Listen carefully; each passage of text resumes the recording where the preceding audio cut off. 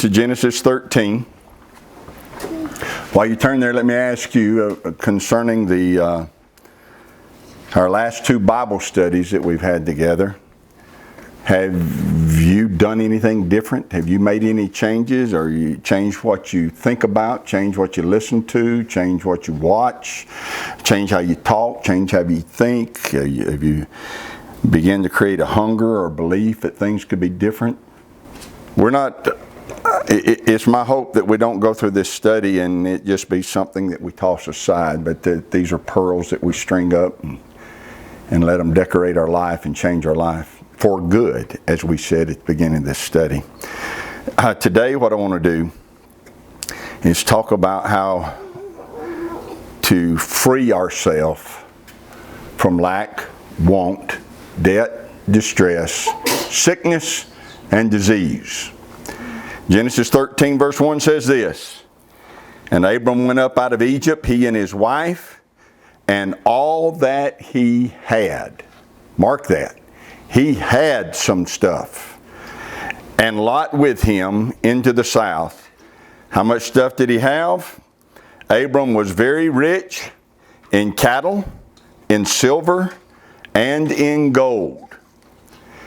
If you dare to pray like Yeshua prayed, and we ought to do it because he said, when you pray, say this.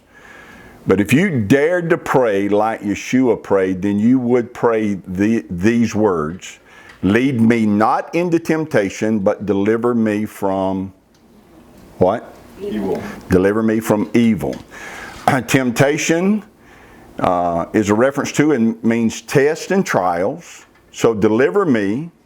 Do not allow me to go into tests and trials, but deliver me from evil. Lead me not into tests and trials, and deliver me from evil. And what is evil? Lack, want, debt, distress. There you go. The Hebrew concept of evil is different than the concept of wickedness, and they can't be confused. It's lack, want, debt, distress, sickness, and disease. So if we pray, and Yeshua said, when you pray, say this: "Lead me not into tests and trials, but deliver me from lack and want, debt, distress, sickness, and disease." Why in the world would we not start every day saying that? Sure. Right? And if we pray like Jabez prayed, then there in 1 Chronicles chapter 4, we'd be praying a very similar prayer. Jabez said, "O Yahweh, bless me indeed. Enlarge my coast, let your hand be with me, and keep me from evil, that it might not grieve me." Keep me from lack and want and debt and distress and sickness and disease, that those things might not grieve me. Why in the world would we not want to start every day believing that that's possible and asking for it? Because when you read 1 Chronicles chapter 4, it says that Jabez prayed that, and Yahweh granted him what he requested. There is absolutely no reason in the world that we should not believe, desire, and look for Yahweh to prosper us. Now let's remind ourselves, before we go too far, of these words found in Genesis 39. Why don't you just turn there? Because if we're going to talk about prospering and prosperity, we need to understand the biblical concept of that as well. Look at verse 1. "And Joseph was brought down to Egypt, and Potiphar, an officer of Pharaoh, captain of the guard, an Egyptian, bought him of the hands of the Ishmaelites, which had brought him down there." Bought him. You remember the story? How was he able to buy him? His brother set out to kill him and was talked into, "Hey, let's not kill him. The Ishmaelites are coming by. Let's make a little money off of him. Let's sell him. That way his blood's not on our hand. Let's sell him."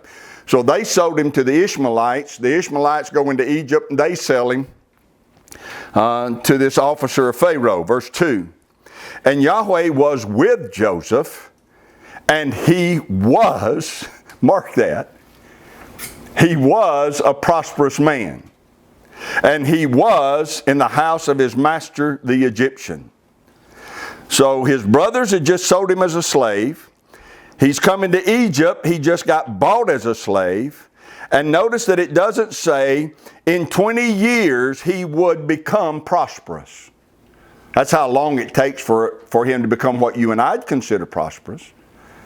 But it didn't say he would become prosperous. It says he was a prosperous man.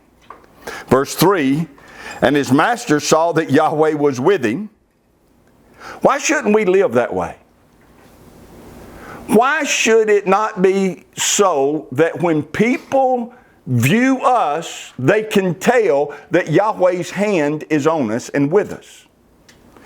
This man was a slave, and his master saw Yahweh's with that man.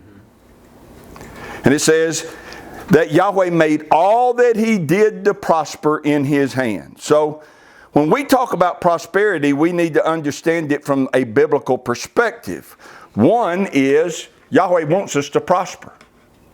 There's no place in the Bible where you'll find that Yahweh does not want us to prosper. Why in the world would he put us in the earth and let the adversary, Satan, make all of his servants prosperous, and then Yahweh say, well, that's for them. I want y'all to stay poor.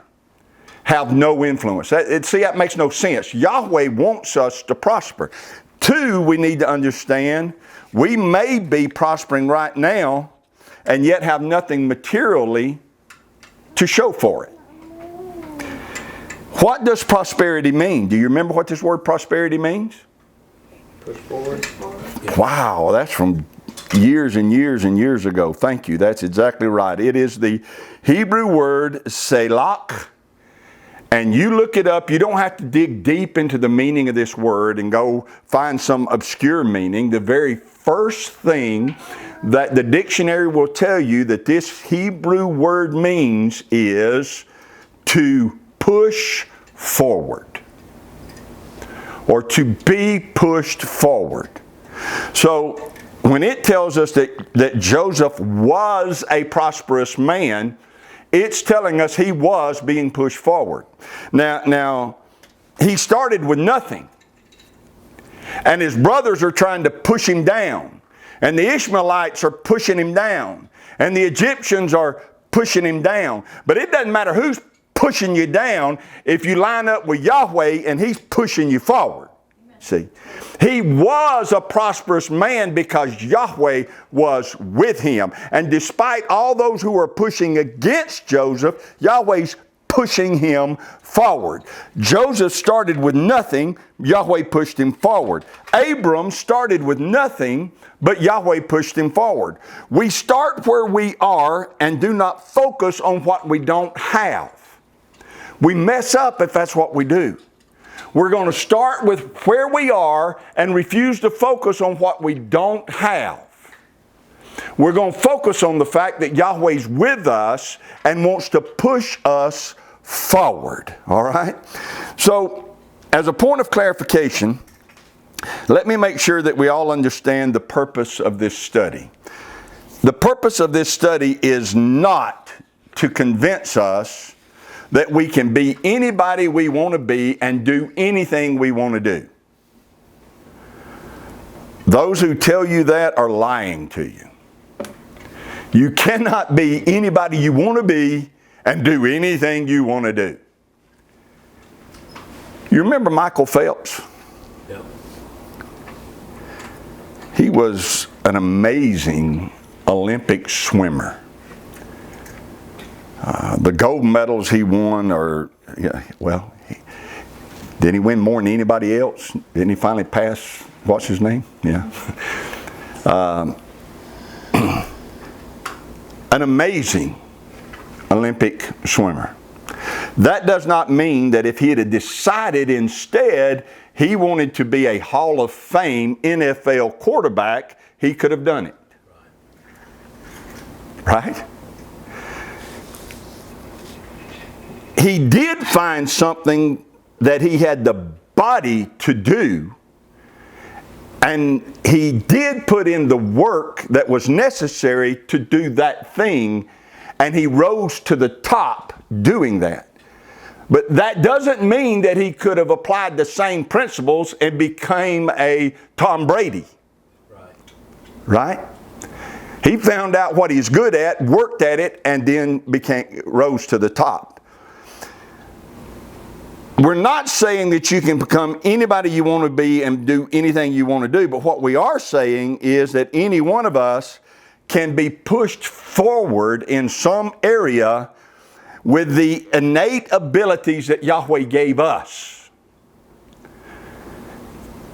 And one of the best ways to discover what that ability is, I think, is to look back into your childhood.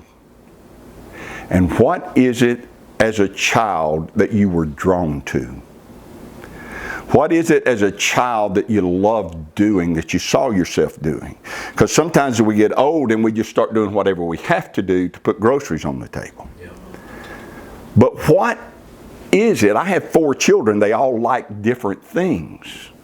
It wasn't their environment that caused them to like different things. There was something inside of them that made them like different things. I think that's a clue to us as to the innate abilities that we are born with. So what we're saying in this study is that any one of us can be pushed forward and prosper with those abilities.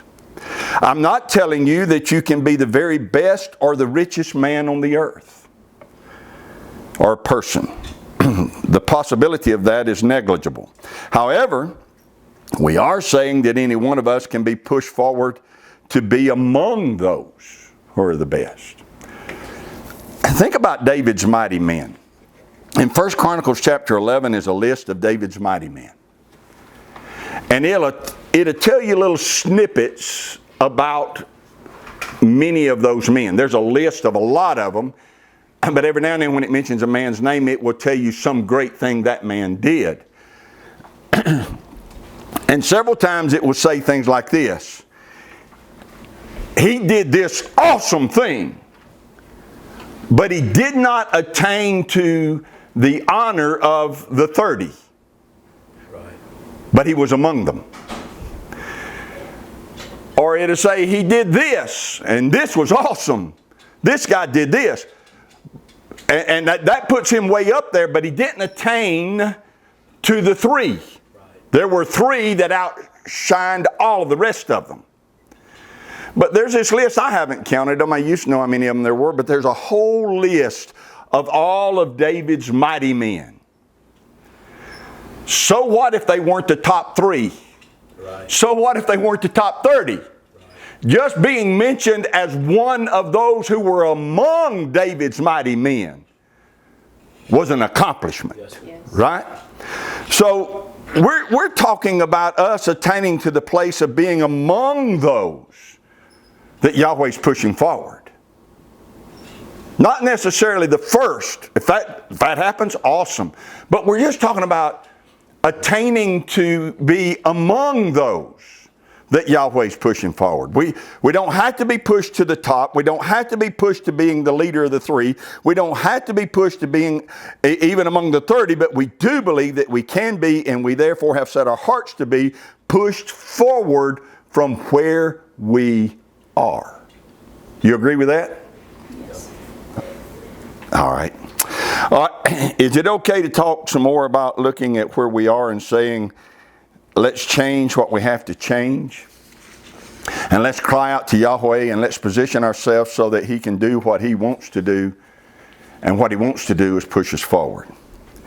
Yahweh has proven with Joseph, who started with nothing and was in the worst possible position that a person could ever be in, to be considered one who's going to go all the way to the top. Yahweh proved with him that if we will align ourselves with Yahweh, He can push us out of where we are and into where we need to be. He has proven with Abram, who came out of a pagan family and a very pagan culture, who started out as a sojourner in a foreign land. Yahweh proved with Abram that He can push us out of where we are and push us where we need to be if we will align ourselves with Yahweh. So today, I'm going to talk about practical steps we can take to get free from lack, want, debt, distress, sickness, and disease. I want to talk about how to get in position to get pushed. And I'm going to use a personal testimony about my journey over the last 5 years or so and the steps I took to get from where I was to where I am. Believing that the steps I took in that part of my life are the same exact steps that can be used in any part of my life to be pushed forward. A little over 5 years ago, as this picture demonstrates, I weighed in excess of 289 pounds. As I said, that's what I weighed the last time I stepped on a scale, and after I weighed that, I just kind of quit. I quit weighing myself. But I got bigger than that. I'm certain that I was pushing 300 pounds, but the only thing I can testify to is 289 that I know for a fact. The journey from there to here has taken over 5 years. And I learned some things. And I haven't bothered you with any of the details about getting here. And I haven't been one who tried to tell anybody else or everybody else what I think they should do. I've just quietly gone about my journey. I said that to say this: the only reason that today I dare to talk about that journey is because I believe it has parallels to what we're talking about with Abram and prosperity and being made rich and living at a level that is above where we might be living at today. If I did not believe it had those parallels, then I'd not bother you with it still. But I do believe that there are parallels. I believe that the information can help us all get pushed forward beyond lack, want, debt, distress, sickness, and disease. To get pushed forward by Yahweh physically, spiritually, and financially. So I'm going to give you some things that I learned, and I think you should write them down and at least give them some amount of consideration in days to come, even if you never use them. Write them down and think about it. The steps that I took to get from there to here. Number one, like all things, it began with a decision. So write the word decide or decision. It begins with a decision.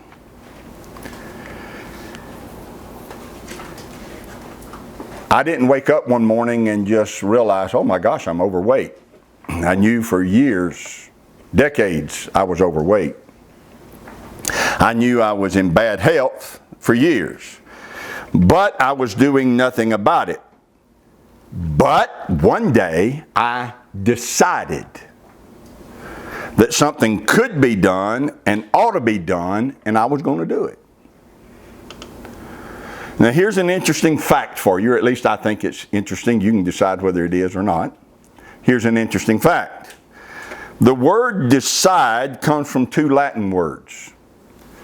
De in Latin means off. Off. And cide comes from a Latin word that means to cut. So to decide something is to cut off. To decide is to cut off all other ways of thinking and acting that keep you from accomplishing what it is that you want to accomplish.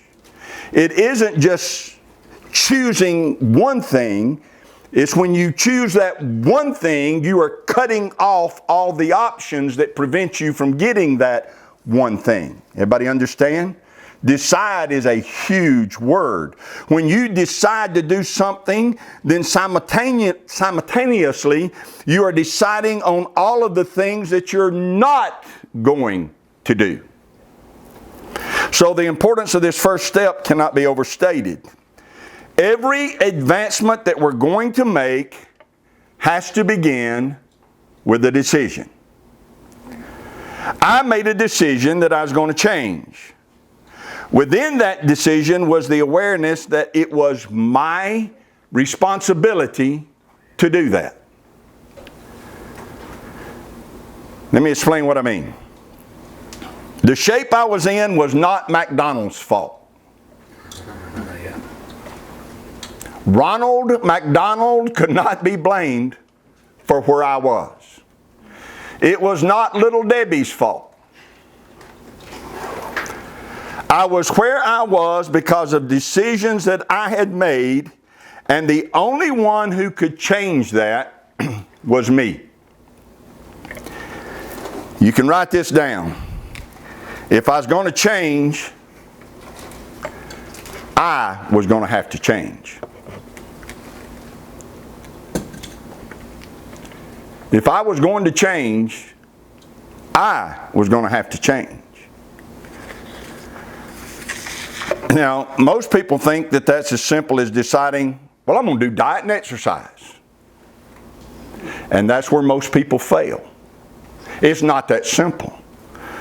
If it was that simple, everybody would do it. That's like saying, if I want to go from poverty to riches, I'm just going to quit spending and start saving. That might help, but it's not going to get us where we want to go. It's more complicated than, well, I'm just going to diet and exercise. There were a lot of changes that had to take place in order to get me where I wanted to go. And it wasn't just deciding I needed to diet and exercise. So let me tell you 3 things I had to change. Number 1, I had to change the way I thought. At 289 pounds, I had begun to feel hopeless. I had begun to excuse my weight on the fact that I didn't have time to do anything about it. I had begun to excuse my weight on the fact that my job no longer required physical activity. I can't help it, I'm overweight. I drive in a car all day. I had begun to excuse my weight on the fact that I was getting older and my metabolism slowed down. There wasn't anything I could do about it, and I just need to get used to it.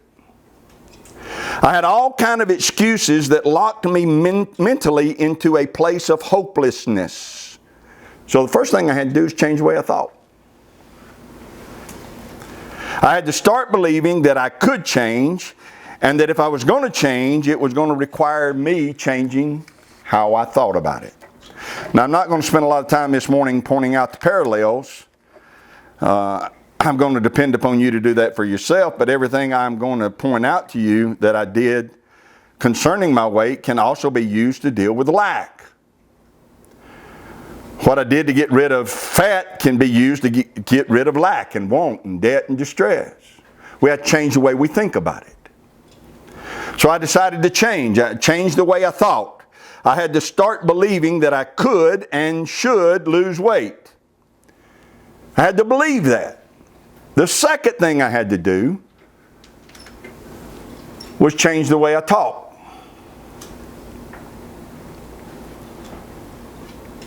I was in the mess I was in because of my mouth.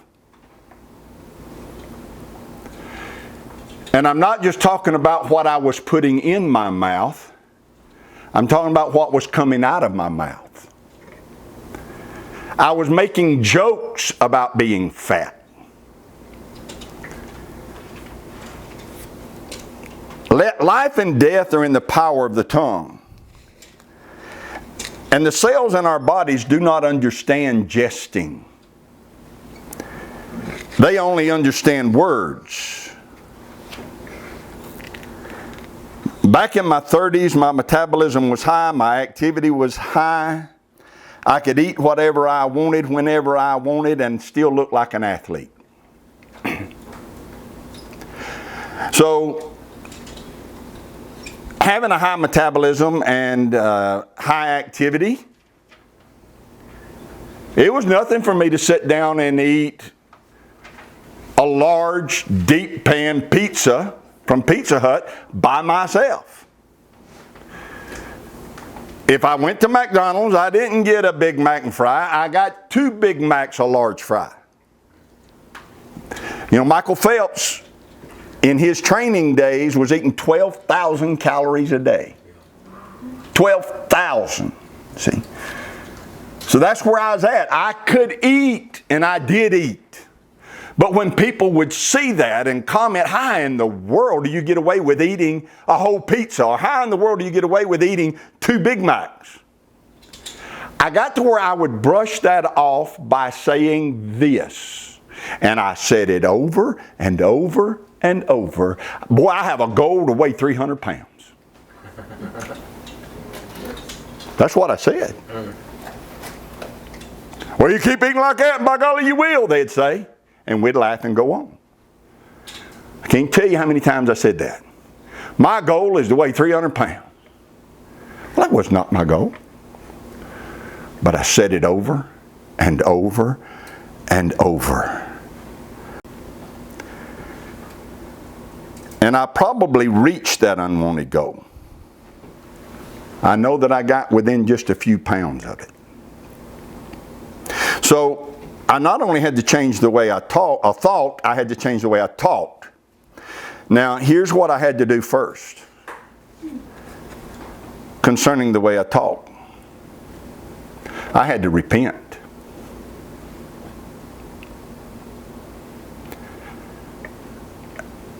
I had to get on my face before Yahweh and say, I knew better, but I did it anyway. I said things that I didn't want. I put into motion things that I did not want. And I had to repent before Yahweh. I asked Him to forgive me for being so foolish and to free me from the continued future consequences of my words. Deliver me from the devourer. I put things in motion that I need you to stop.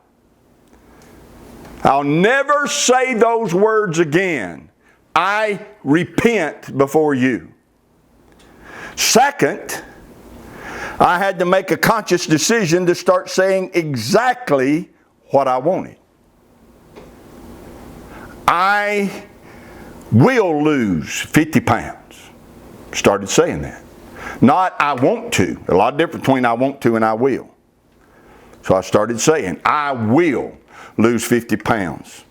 I will be healthy. And that has over the years become to where now, most every day, several times a day, I'll be just riding down the road and I'll say this. My body is a fat burning machine. It just burns up fat and leaves me lean. My body knows how to take the food I eat and metabolize it into muscle and to flush the fat out of my system. I am a fat burning machine. Life and death are in the power of the tongue. So daily I just make those words my confession. But it began with, I will do this and I will be healthy. I had to get my words working toward a goal that I really wanted. Our words are powerful and they set the course of our life. That's why we have to guard our heart with all diligence, for out of it are the issues of life. Out of the heart, the mouth speaks. So we got to get in our heart what we want and let it come out of our mouth. We cannot prosper if we continue to say things like, well, I'm so broke I can't pay attention. Or, well, I can't afford that. I won't ever be able to afford that. Or this is a good one. This is a good one. Why, you know it takes money to make money. Says who? Or, I don't care about being rich. I had to change the way I talked about my physical condition. And now I change the way I talk about my financial condition. It all starts with a decision to change the way I thought. I began to think it can be different. It must be different. I must believe that it can. So I changed the way I thought. And then there was a decision to change the way I talked. I was being taken down a path that the sword of my words were clearing for me. So I had to change the way I talked so that the way I talked became a sword clearing a path for me that I wanted to walk down. Hoping or wishing will never get it done. I had to do something. So that's the third thing. I had to change the way I acted. I had to do something. And I started out with small steps, expecting incremental change, not massive change, just incremental change. We should not expect to get rich quick. And we cannot expect, I could not expect to get thin quick. Fad diets will cause you to yo-yo into greater depths of unhealthiness. So what I had to do was I began with the realization that I did not get up to 289 pounds overnight. In fact, it came on me so slow that I wasn't aware that it was coming on me until I was well within its power. Let that sink in. If we ate a Big Mac and gained 20 pounds overnight, we'd never eat a Big Mac again. Right. But that's not how it works, is it? Weight, like a poverty mentality, comes on us so slow that we're not aware that it's happening until we get under its power. So it took some 15 years for me to gain that 65 pounds. 15, give or take a few years. 15 years to gain 65 pounds. That's 780 weeks. That is only 0.08 pounds a week. That's 1.33 ounces a week. How much is an ounce? You never notice that you gained an ounce. That's what I gained. 1.33 ounces a week. So it comes on slowly. But in a month, that becomes 5 ounces. And again, you don't even notice that. 5 ounces. But in a year, that becomes 64 ounces or almost 5 pounds. No problem. I can lose 5 pounds in an hour. But in 10 years, that becomes 40 or 50 pounds. And in 15 years, it became 65 pounds. And like interest, it compounds. Yeah. Because the more weight you gain, the slower your metabolism becomes, and the slower your metabolism becomes, the less active you become, and the less active you become, the less healthy you become, and then it just starts compounding and you're gaining a whole lot more than 1.33 ounces a week. It just keeps getting worse and worse and worse. But it starts off slow. Find yourself getting sucked into an abyss that you never intended to go into. So, in my decision to do something, I began with the understanding that I didn't put the weight on overnight and I was not going to get it off overnight.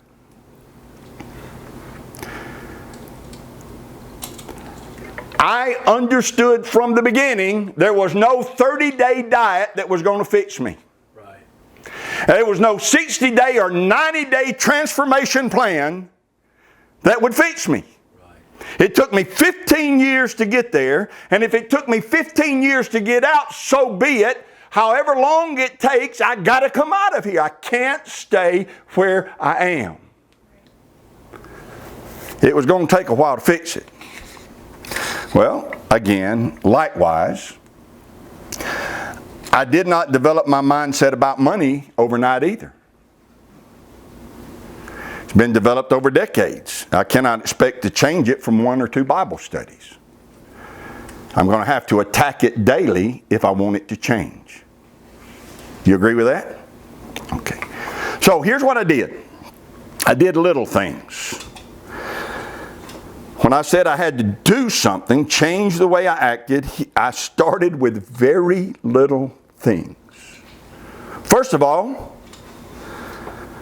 I didn't feel like doing any kind of exercise, so I didn't even think, well, I think I'll get up tomorrow and exercise. Didn't feel like it. So what I did do, though, was start paying attention to what made me feel the worst. And what I noticed was that when I ate bread or when I ate sugar, I would crash soon after that. And that's when I felt my worst. Bread and sugar. So I decided I'm going to cut way back. Didn't say, I'm just going to cut them out. No. Wasn't there mentally and physically. Or emotionally. I decided I'm going to cut back on those things. Now, you may find it humorous, but here's what I did. I was used to starting every morning with a Hardee's biscuit, steak and cheese biscuit. Sometimes 2 steak and cheese biscuits. Sometimes a steak biscuit, add cheese, lettuce, tomato, and mayonnaise. But that's the way I started my morning. So here's what I decided. I got my steak biscuit and I took the top part of the biscuit off, wrapped it up in the wrapper, and put it away. And just ate the bottom part of the biscuit and the steak. Now, the dogs and the chickens loved the fact that I brought that home to them every day. And I loved the fact that I was doing something. And it was saving me 200, 250 calories a day. Maybe 500 calories a day, according to how many I ordered that day, by doing that. And when I went to a restaurant, I was learning to eat without eating the bread. And when I would come home, I learned to eat my dinner without eating bread. And an amazing thing happened. I started feeling better. Didn't say great, but I started feeling better. Well, within a couple of weeks, I decided, you know what? Now I think I could walk. At the time, I worked for Mighty Auto Parts, traveled all over North Alabama, parts of Tennessee. And so what I would do is during my lunch break, sometime around lunch, before or after, during lunch, I had learned where there were some city parks that had walking tracks. And I would park and I would walk for 15 minutes. That's all. And then I decided, after I began to walk every day, or at least 3 or 4 times a week, I would do that. I'm cutting out half my biscuit, and now I'm walking 15 minutes a day. Then I decided I'm going to weigh myself every day. Every day. Because a plan to change without some way of measuring the change is not really a plan to change. So if I have decided I'm going to change, then I need to daily be able to measure myself to keep me focused on the change I'm pursuing. And so I would weigh myself every day. And I'd record that weight in my phone, or I would record that weight in a journal. I'd write it down. And that kept me on track to my desired destination and kept me aware of how every decision I made every day would play a role in how quickly I got where I wanted to go. Did you hear that? It kept me on track to my desired destination. And by recording it every day, I could look back on the decisions I'd made the day before and see if those decisions were helping me get where I wanted to go, or whether they were hindering me from getting where I wanted to go as quickly as I wanted to get there. Weighing myself every day was important in my journey. Well, after a few weeks of doing this, I began to consider joining a gym. Amanda was already a member of Anytime Fitness. She told me they were running a special. So reluctantly and nervously, I went in and I joined. I was very self-conscious of the way I looked, and I felt very uncomfortable in that place. When Carrie, the manager, was showing me around on the day I signed up, we walked by a room where they had a tanning bed. And they had a great big old sign on the door going into the tanning bed, and it said this: if you weigh more than 275 pounds, you may not use the tanning bed. I remember the embarrassment I felt that day of thinking, I'm too fat to lay in their bed. But I didn't let the embarrassment of that discourage me. I let it fuel me to keep pushing forward. I started going by the gym after work 3 or 4 times a week. Couldn't do much, 15 minutes tops, just go in there and do a little bit. Young studs strutting around in their tank tops, throwing around heavy weight all around me. I had to stay focused on me and just do what I could do. Huffing and puffing with just what little bit I could do, stay focused on me. First time I went in, I said to myself,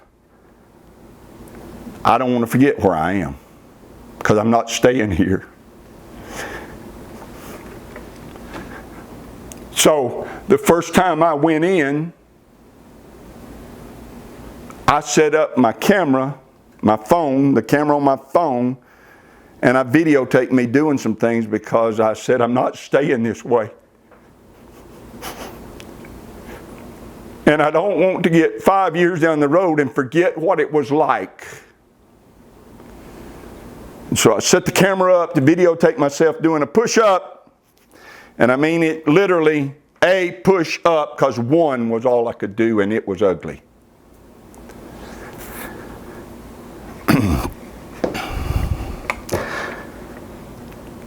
I don't want to forget where I am, because I am determined to deliver myself from it.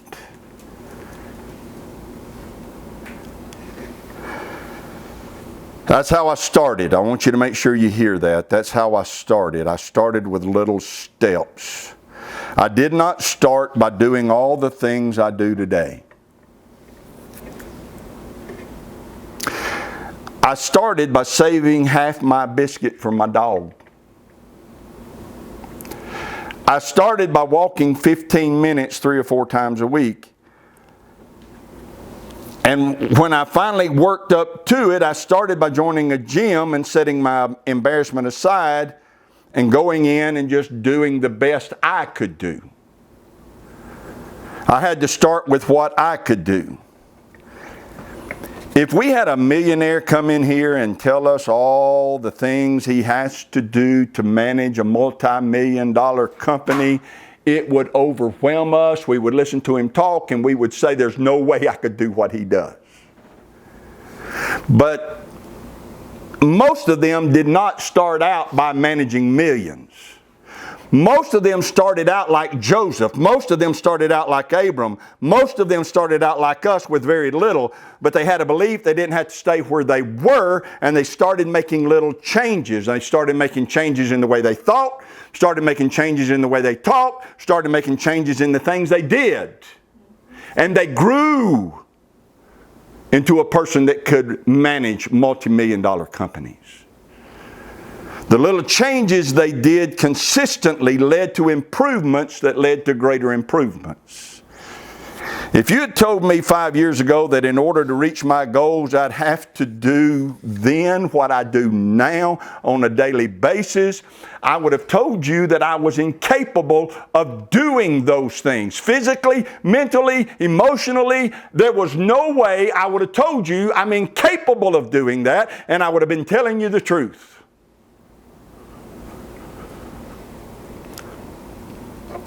In order to get where I am today, doing what I do, I had to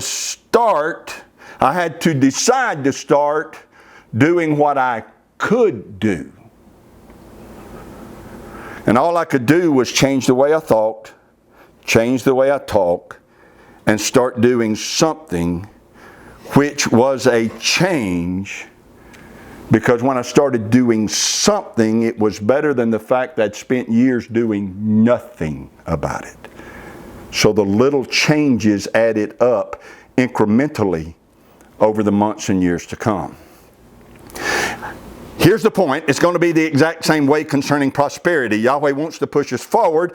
It'll be much easier for Him to do that if we get ourselves pointed in the right direction. Instead of digging our heels in and believing we can't go forward, He's trying to push us and we got our heels dug in. Or He's trying to push us and we're kicking and screaming, not wanting to go. Or He's trying to push us forward and we turned around trying to go the other direction. Or we're going off to the right and going off to the left and He's having to try to push us back on course. It's going to be a lot easier for Him to push us forward if we get in a line with the way He thinks and the way He talks. If we will align ourselves in a forward-moving position, then He can push us forward easier and more efficiently. We don't have to worry about doing all of the things we don't yet know how to do. All we need to do right now is do what we can do to start the change. Well, when I begin to consider and meditate on using this weight loss journey as a parallel to debt and lack, want, and distress loss journey, I began riding down the road, just jotting down notes in my journal or jotting down notes on my calendar. And I was writing down the steps that I have taken, and I envisioned standing before you and giving you 8, 10, 12 steps that I took that would help us in this parallel of talking about prosperity. But as I sat down to type those 8 or 10 or 12 steps up, I realized this morning that I was only going to get to one of them. And that was, the first step is to decide. There are several other steps, and I think it beneficial to go through them, through some of them at least, or all of them, I don't know yet. Hopefully, having laid the foundation, I can do the other steps far more quickly. But I'm going to stop here today and just emphasize to us that the message is this, that in order to free ourselves from lack, want, debt, distress, sickness, and disease, we got to make a decision to do that. We have to off-cut. We have to cut off every option that does not get us where we want to go. We have to embrace every option that moves us forward, and it begins by deciding. So let me close by sharing with you the why that made me decide. Sometimes we need a why.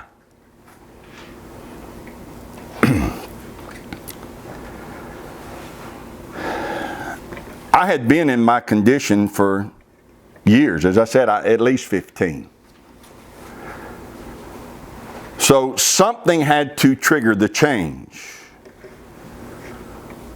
What did that? And I oftentimes get asked now by people who see this picture. Oftentimes, if somebody sees that picture, they'll ask me, what triggered the change for you? And I think the answer is very important.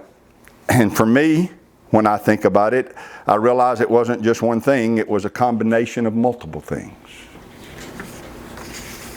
Number one, I finally realized how unhealthy I was, and that bothered me. During that time, I caught pneumonia twice. Pneumonia is dangerous. I never had much thought about somebody who told me they had pneumonia until I had it. Because it's not something you can see in somebody. Oh, man, I got pneumonia. You think, well, I can't tell it by looking at you, you know. But when you can't breathe, it's a horrible thing. And I had pneumonia twice. And there for several years, especially after we moved up where we are now, every spring and every fall, I could mark it on the calendar, I was going to get a severe case of bronchitis. Not as bad as pneumonia, but it's horrible. If you didn't figure it out yet, let me let you in on it that breads and sugars were causing me to crash physically shortly after eating them because I was pre-diabetic. That insulin spike, and then I'd crash. So I was headed toward a very unhealthy place to be. So the first thing that triggered it was being willing to admit I'm unhealthy. Second thing was I cared about what others thought and said. I didn't like being the overweight guy. I'd always been an athlete. I wanted to be thought of as an athlete. Even if he's a 58-year-old athlete, I wanted to be thought of as an athlete, not the overweight guy. Bill loaned me a cot for Sukkot. I laid in it and broke it. That's embarrassing. We was at somebody's place, I don't remember who, they had plastic chairs outside. I sat in the plastic chair, broke it. It's embarrassing. I went away several years ago on a business trip. This is several years ago. I actually think we were still at South Parkway. I'm not positive of that.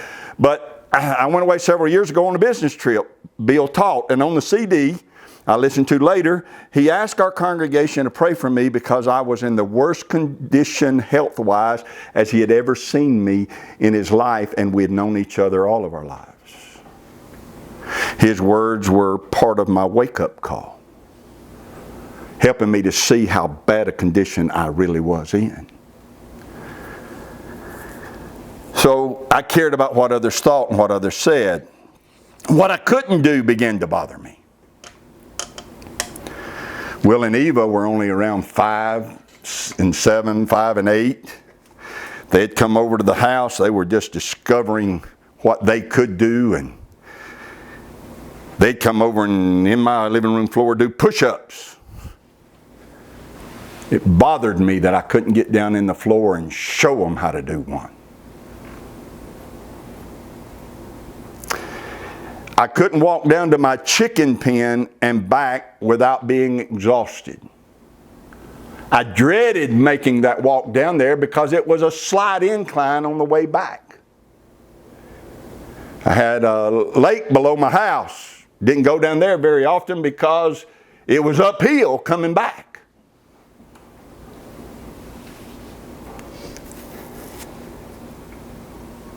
I didn't like the way my clothes fit.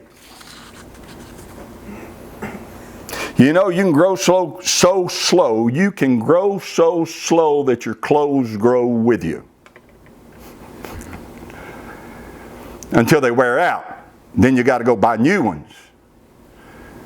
And then you find out you don't really wear a size 38 pant. The new ones, you'd have to buy a size 44 for them to fit right. The 38's kind of stretched with you and you push them lower. Right? That's the truth. So the day I went into a store and I was going to have to buy a size 44, I said, enough is enough. And I walked out of the store without buying them.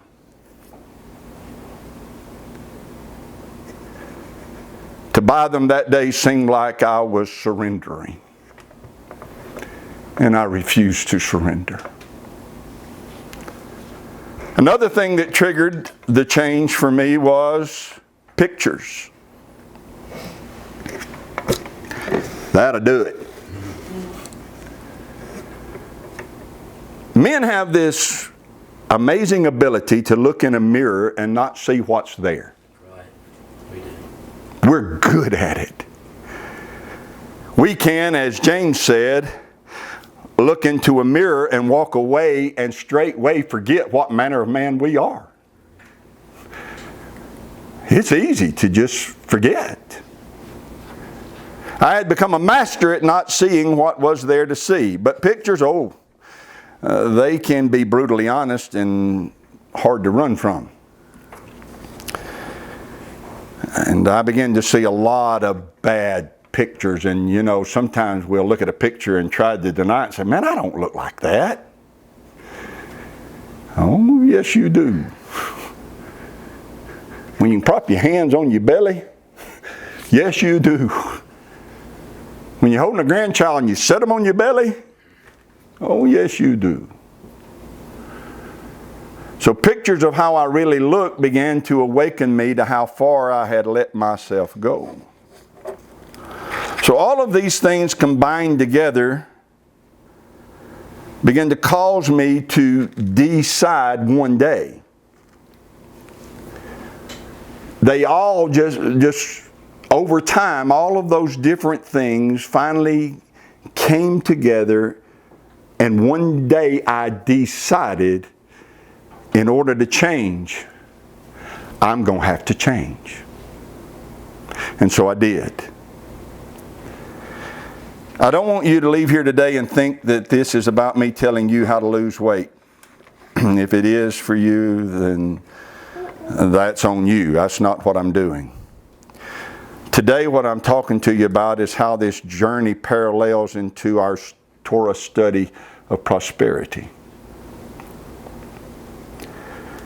Something has to awaken us to realize that if we're living below what's possible for us to live, below where Yahweh wants us to live, then in order to change, we're the ones who are going to have to change.